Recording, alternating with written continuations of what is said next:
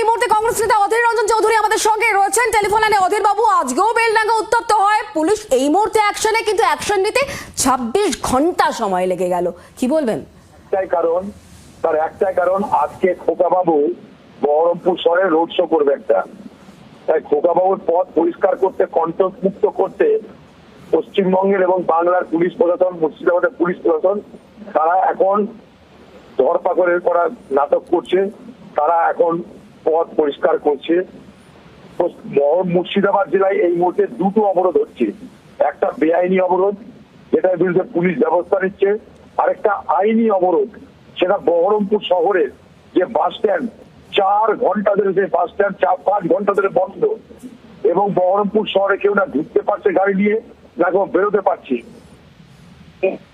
হবে আমার প্রশ্ন, খোকাবাবুটা কে?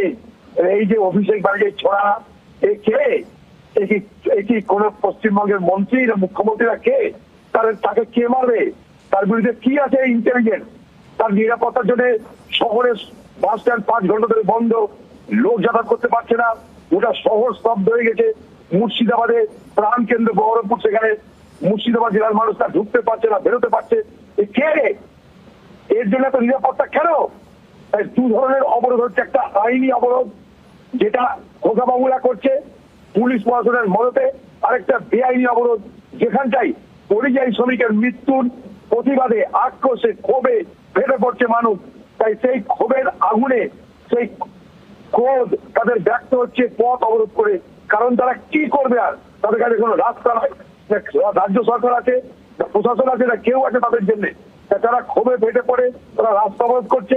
হতে পারে এটা বেআইনি অবরোধ, 100 বার বেআইনি অবরোধ, আর একটা আইনি অবরোধ চলছে খোকাবাবুর রাস্তা পরিষ্কার করার জন্য, এবং খোকাবাবুর পদযাত্রাকে একদম সুন্দর করে উজ্জ্বল করার জন্য সব রাস্তাঘাট ঘিরে নেওয়া হয়েছে, মানুষের যাতায়াত বন্ধ হয়ে আছে ঘন্টার পর ঘন্টা ধরে।